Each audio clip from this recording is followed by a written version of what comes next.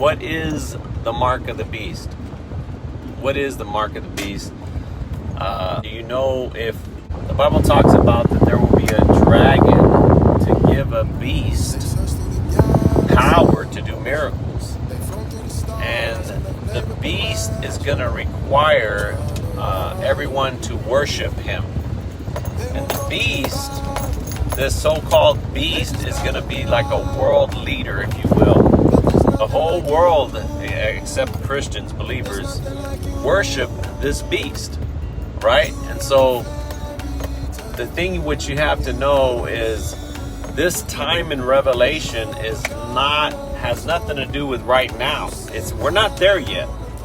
And so a lot of people get confused and don't know the timeline and don't know the context of what Revelations is talking about or when it is, and they take things out of context and they make it to something that it's not. Okay? And so I'm going to read to you. It is Revelations chapter 13.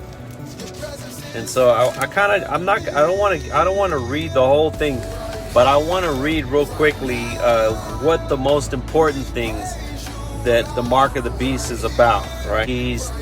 A lot of questions people have and they don't know if it's true or not, so they listen to someone else, but they don't actually read for themselves. And so I want to read to you Revelations chapter 3. Then I stood on the sand of the sea and I saw, this is Paul talking, and he saw all of these things in a vision, right? So then I stood on the sand of the sea and I saw a beast rising up out of the sea. This is Revelations chapter 13 verse 1. Having 7 heads and 10 horns, and on his horns 10 crowns, and on his heads a blasphemous name, right? Blasphemous name. Now the beast which I saw was like a leopard. His feet were like the feet of a bear, and his mouth like the mouth of a lion. He's describing this beast that I was talking to you about, that the whole world is going to worship. So I want to ask you, do we see that right now? Is that something, let's just start with the context. Are we seeing this beast, right? Now the beast which I saw was like a leopard. His feet were like the feet of a bear, which are probably really, really big, thick feet, because that's how a bear's feet are, really, really thick, right? And his mouth was like the mouth of a lion. That means his mouth was like seriously strong and like a lion. It's just strong lion, lockjaw. This beast, right? And this dragon gave him his power. The dragon gave him his power, his throne, and great authority. And in my opinion, somehow this dragon is probably most likely influenced by Satan, right? The dragon is influenced by Satan. He's giving this beast all this power, right? And so, and I saw on his heads as if it had been mortally wounded, and all the world marveled and followed the beast. Right there, boom. Revelations chapter 13, verse 3. What does that say? And all the world marveled and followed the beast, right? So they worship the dragon who gave authority to the beast. Okay, so they're worshiping the dragon who gave authority to the beast, and they worshiped the beast, saying, who is like the beast, who is able to make war with him? Like, this beast is so strong. He has so much power, right? And he was given a mouth speaking great things and blasphemies. And so I just want to ask you, they're not actual beasts. It's not an actual beast, and it's not an actual dragon. But these are people, and they act like these things, right? And so that's what people believe. A lot of Christians believe this. And so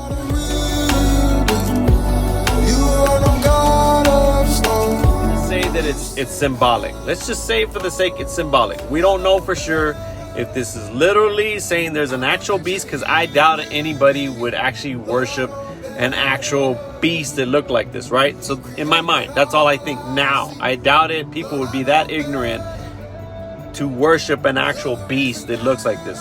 So let's just say it's symbolic for the sake, right? And authority was given him over every tribe, tongue, and nation. Okay, so this beast, God has apparently given him all this authority. And all who dwell on the earth will worship him, whose names have not been written in the book of life. He, whose names have not been written in the book of life. How do you get your name written in the book of life? How do you get your name written in the book of life? You give your life to Christ, right?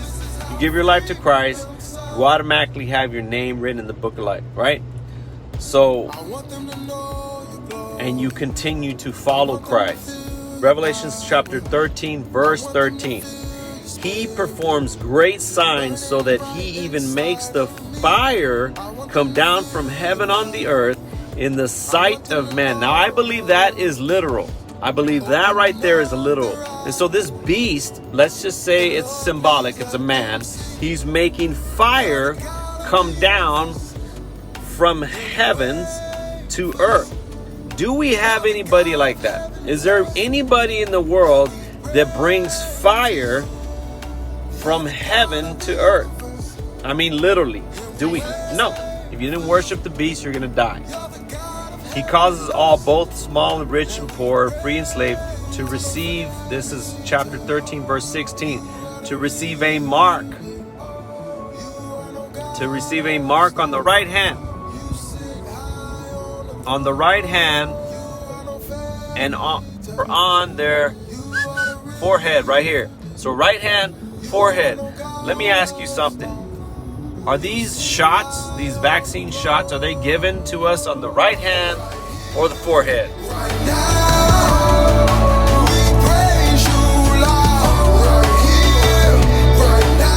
No, the answer is no. They are not given to us on the right hand or the forehead. Okay? So that should automatically clue you. If you can't follow the other context, that should automatically make you say, okay, this is not the mark of the beast. Okay? Got it. So, and this is on Revelation chapter 13, verse 17 now. No one may buy or sell except one who has the mark or the name of the beast or the number of his name. Here is wisdom.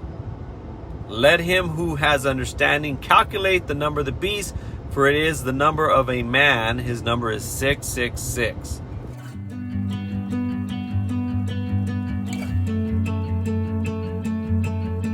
Says right here in Revelation chapter 13 verse 17 that no one may buy or sell except one who has the mark.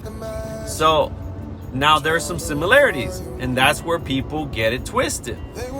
They're very similar. What's happening with this mandate of this vaccine is it's becoming sort of similar to this mark, but it's not the mark of the beast. And the reason why I continue to tell you guys that, because there's a lot of people who are being confused, delusioned, led astray. But what I want to say is this is very similar. Yes, it is very similar. I'm not going to deny that. I don't deny that. But it's not the mark. So we're not there yet. Am I saying that I want us to get there? No, I'm not saying that. I'm just saying we're not there yet. Let's read the Bible for what it is. And let's understand where we're at right now.